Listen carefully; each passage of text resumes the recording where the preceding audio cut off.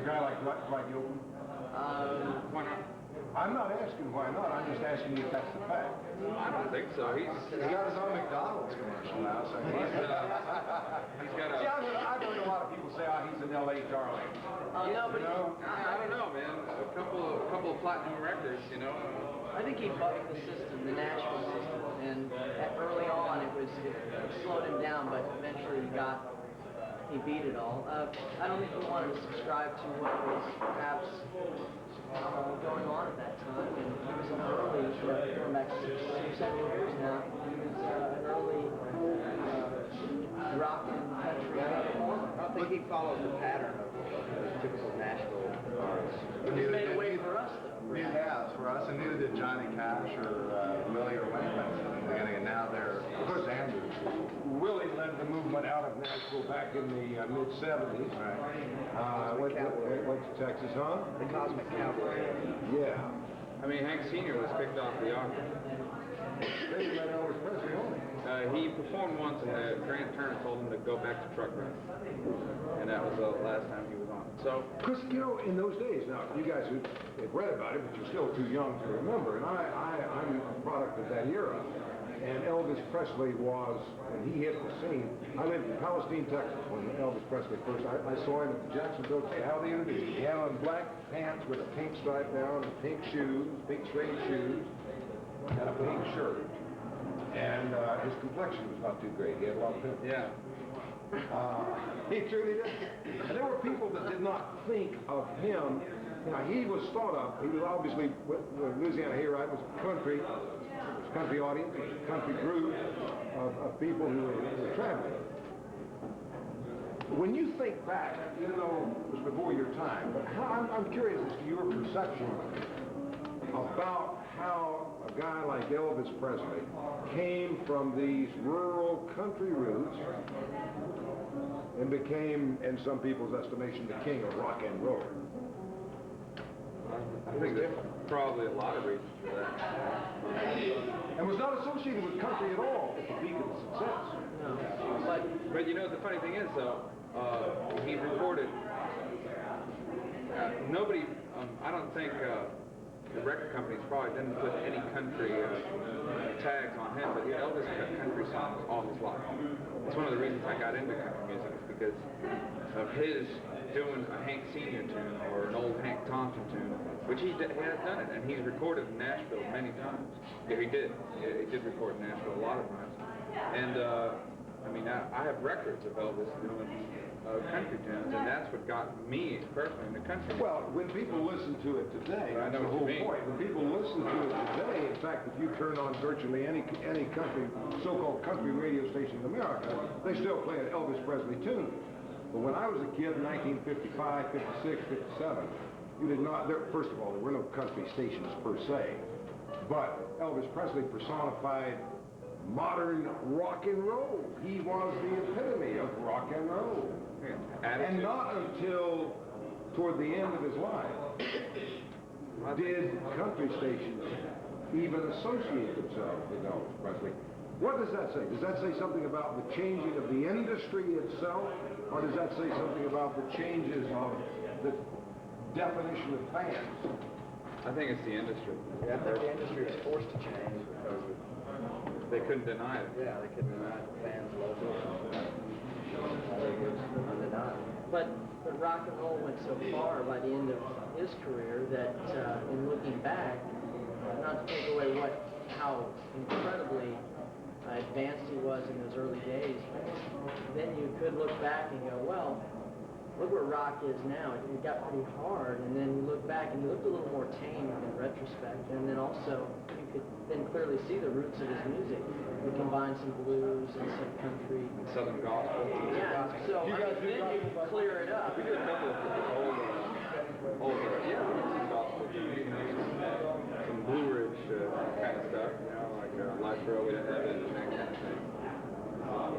We had fun with. But, and I think there's definitely some gospel influence. I mean, when we play live, you know, we do some blues stuff. We might do something that's a little real kind of spiritual sometimes. You know? When you Think about your influences when you think about country music.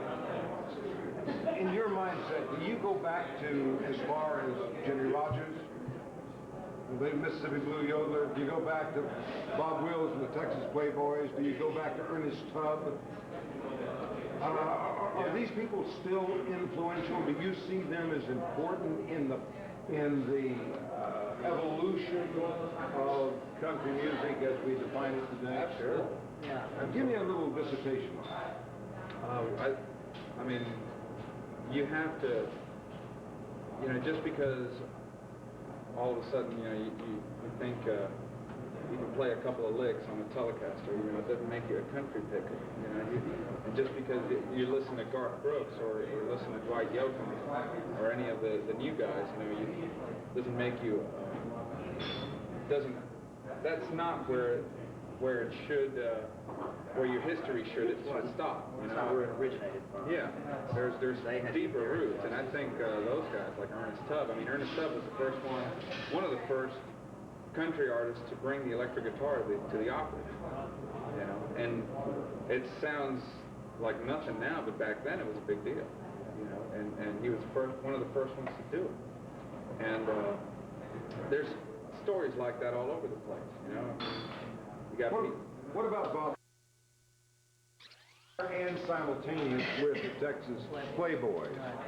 But here was a fella who made a mark for himself in early 40, 41, 42, at the height of the big band era, and he blended country sound with reeds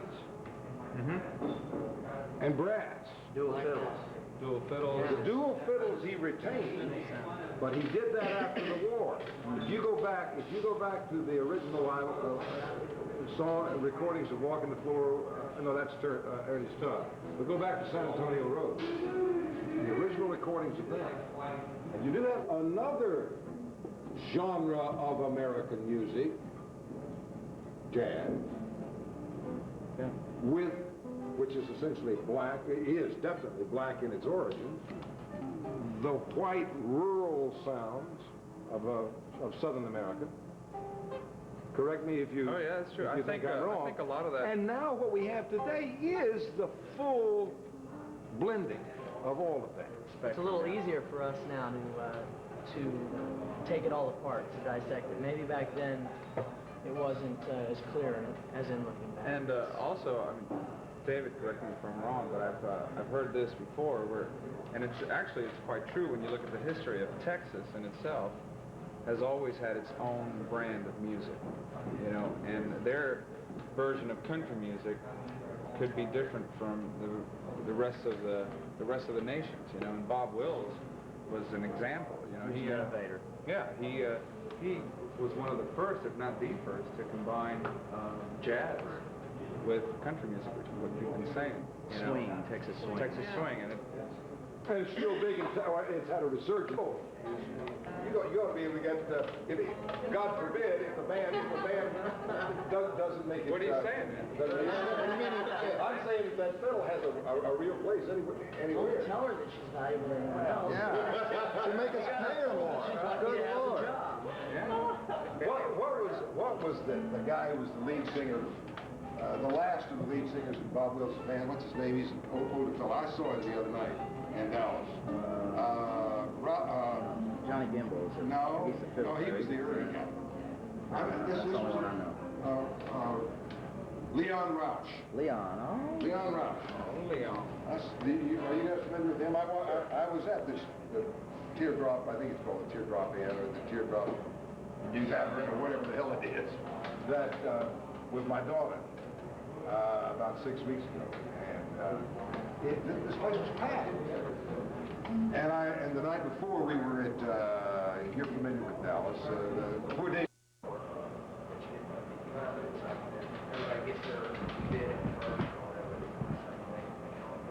You don't think the system is all that fair?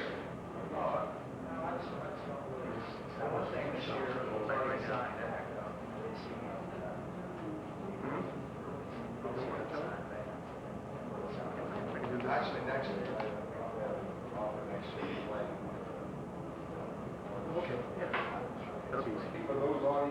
you've been out to the... You come out as my guest to have fun. If you choose to play with the groups, we can play with the group.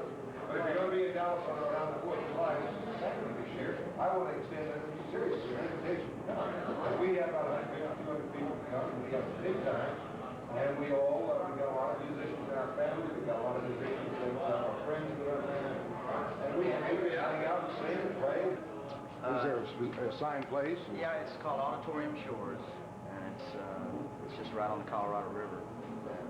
Oh, I know. It's the outdoor show. I know where that is. In fact, I was 2 years ago, it will be 2 years this coming July, that we went down after we had our shindig, we went down to Austin for, and Willie was having his picnic on Elk. And where the springs are, Martin Springs out that way. But in town was the Austin Symphony. We ended up staying at the Austin Symphony instead of going on out. Have any of you spent any time, other than you, of course, have you spent any time in Texas?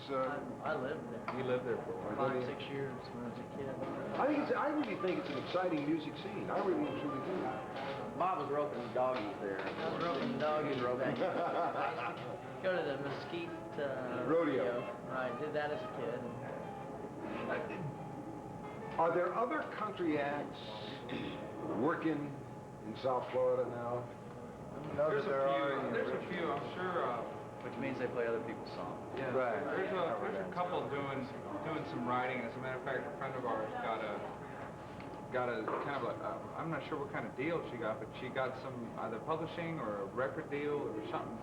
I haven't talked to her in a while, but there are some writers, I'm sure, down here doing maybe some country songs that we don't know about. I don't know. Maybe growing interest. Yeah. You know, Charlie McCoy is originally from Miami. Do you know that?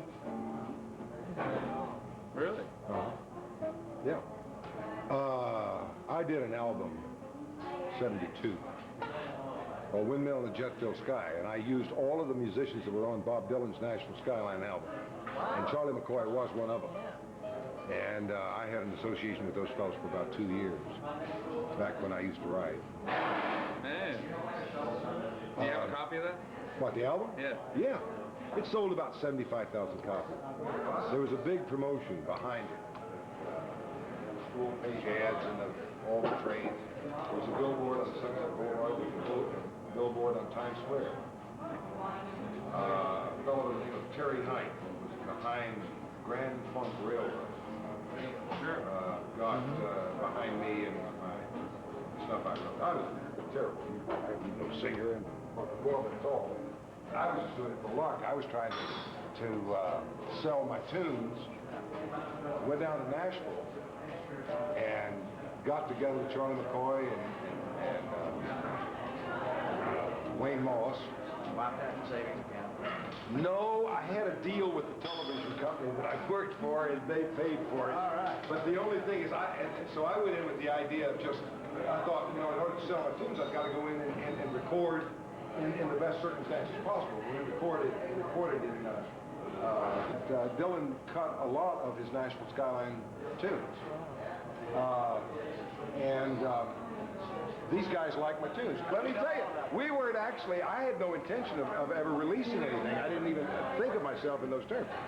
But what happened was that these fellows said, hey, John, we like your stuff, so we're just going to stay with you. So we began recording on a Saturday morning, and we finished up non-stop Monday morning. But we were talking about John Pine. I got notes from Bill and Mr. Stoddard. And the album. Then Terry Knight got into litigation with the Congress, and I got some. This is not what I was saying. It was a lot. But I have always had that kind of stuff. And I like to. I think a lot of people feel that. A lot of people, we hear this, I've always had an affinity for country. That's really did anything about it. Yeah, I hear that. You get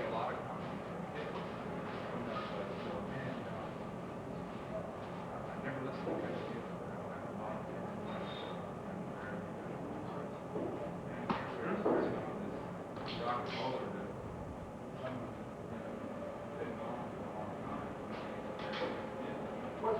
you talk about Patsy Cline, now there's a Patsy Cline had hits.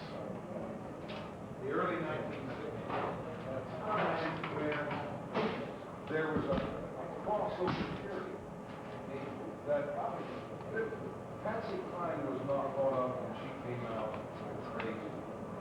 Willie Nelson did. And then she came out with Night Ball. Those were songs that I think on the charts on the rock and roll station, the top 40 station. But what? Then I think in the late 50s, early 60s, there were a number of in country music that began to cross over. And there was whole series at the National Music City, USA. And a lot of pop artists went to Nashville. Lee Holt, because defensively there were the best studios and the record company.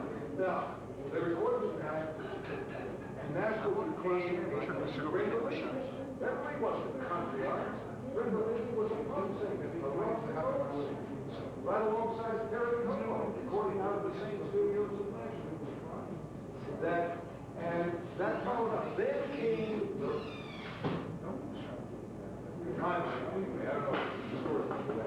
but then came the rock and roll revolution, reuniting all the British roots.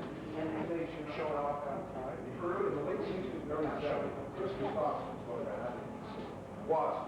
was so great. Some of the tunes that he wrote were some of the best lyrics that have ever been written but they were calling it progressive country. Now all of a sudden it's in a category by itself. Progressive country. You know who were playing country? You know the radio stations that were playing that music at that time? It was called, even in the early 70s, AM. Then comes Nelson. He says, I've had it, he makes a big deal out of it, I've had it with this whole national thing, I'm going back all and do what I want to do my thing. And he brings along an entourage with him. Correct me if I'm wrong. You're right there. Brings an entourage with him, and all of a sudden there's a new designation. Outlaw. Outlaw. Bikers. What happened? What happened to that? And now we've got another resurgence of popularity of country music that transcends. Oh, answered it. Good music is good music, wherever it comes from. I think that's what. I mean, we weren't signed because we were from Miami, and we weren't signed because we were not signed because we're from Miami. I mean, they heard the music, they heard the songs, and we went up and played in Nashville. They saw the energy of the band, and they said, wow, this works. So who cares where they're from? You say, wow, this works. You're talking about, I think, wow, this works. You're talking about music as industry. What about music as art? Where does the art of this come? What got it into your heart? What made you say, I mean, everybody has aspirations to make a living at something, right? I don't care what you do. But there is music as industry that exists. Aspirations actually accept to play that music for what it made us feel. And that's, I've said before, the bonus of us getting where we are is because we did it, I believe, for the right reason. We're all friends. We did it because we love the music, and really, I don't think we ever expected it to do. We didn't even know if we could get a gig playing anywhere, playing country music in Miami. So that's why we did it. I have a feeling that when Raul writes the song, when he takes it to the warehouse where we rehearse and butcher it. When he takes it to the warehouse, when he writes a song, it's art. When he takes it to the warehouse and we as a band put it together, it's still art. When we take it to the stage, it's still art. When we record it, we use recording facilities artfully, hopefully.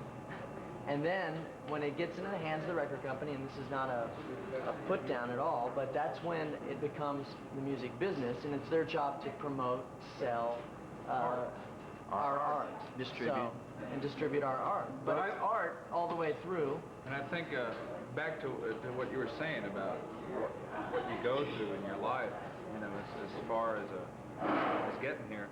I think if you really to get to where we're at, you know, it's not even so much talent as it is perseverance. And I mean that. I mean, I think perseverance is probably about 80% of it. And 10% is luck, and the other 10% is talent. Well, that has to do with the industry. I'm trying to get to the point of what's in here. A kid, Well, that's what I'm saying. a Cuban kid, as I understand, but Painesville, Ohio. Painesville, Ohio. How do you... Send him back? No. Where does this kind of music touch your heart? How did you get, I mean, how do you really get into feeling? You say you're all friends. You said that. Mm-hmm. And the bridge for that friendship probably was your common interest in the music. But why this kind of music? Why not continue on as the new Beatles band? Why not look to the concert stage? Why not play blues? Why not? Why country? I'm not so sure how far apart all those forms of music, I mean, we touched on that earlier. I'm not sure how far apart rock, blues, and country are. I mean, we play some of our songs, we play country songs with you know, a good rock feel. And he's playing blues licks, so I think, you know, when they start segregating all the different kinds of music, I don't think we ever even really thought about that.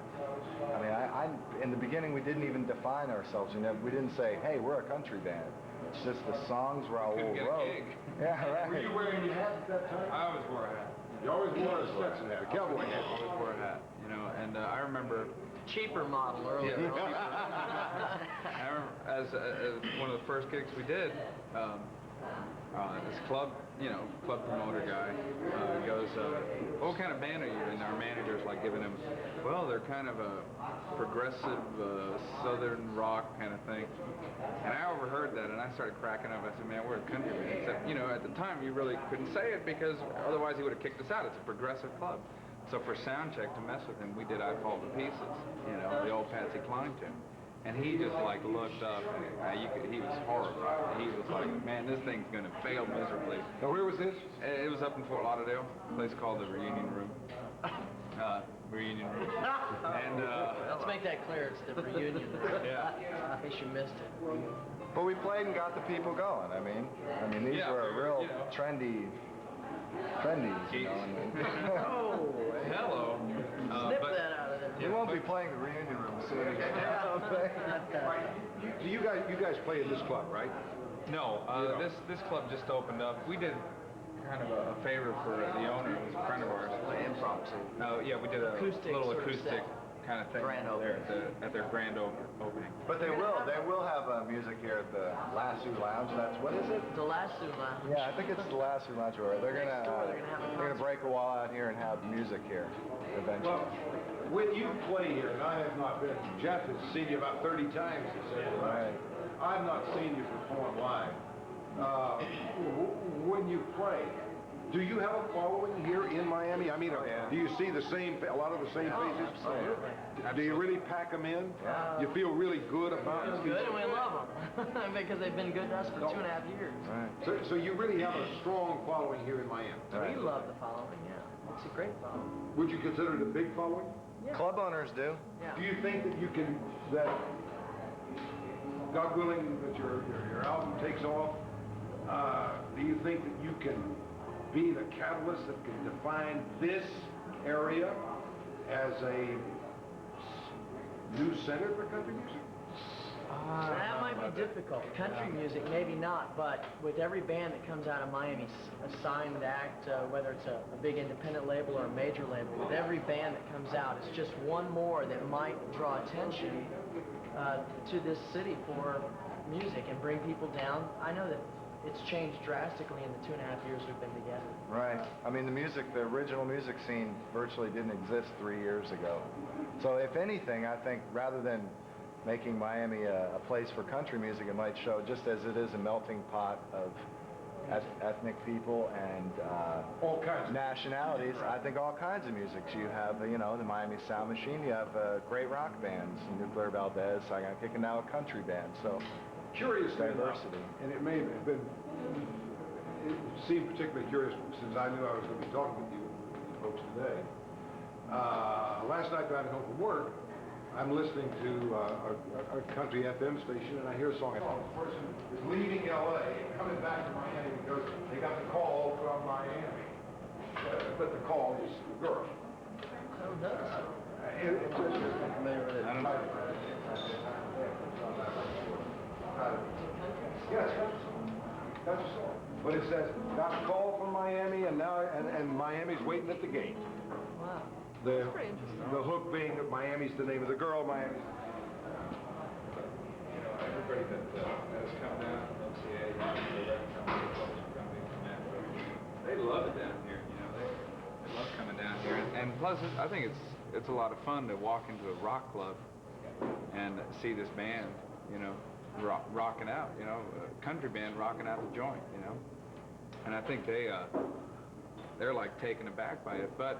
Again, it goes back to, I think people see the enjoyment that we get out of playing this music, and we're true to ourselves, I think, in the fact that we do play songs that we want to play, and not let anybody tell us what to play and what not to play, which is part of the reason why we did the rock clubs, because they let us do whatever we want.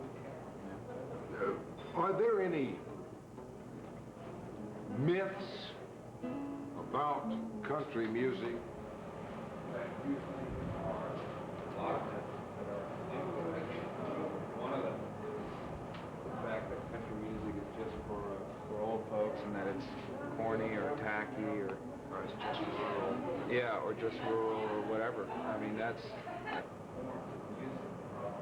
for all ages. I mean, and I'm not just talking about now. I'm talking. Go back and listen to Hank Sr. You know, when I first heard Your Cheating Heart, you know, that just did it for me. Sing that. You guys join in. Okay. All right.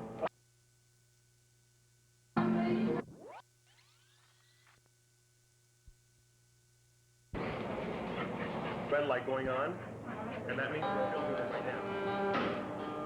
While they're tuning up here, I'll have one more. Jose is going to go Are and you read going to be it. on the 11 o'clock news tonight, or? Yeah, I will be. But I'm just going to let you read it all now. Toasty. Oh,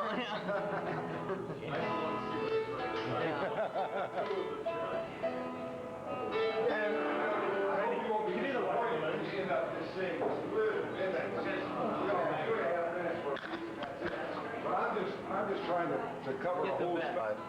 A lot of, actually most all the money goes to the things that you had to pay for to get you to that point. There's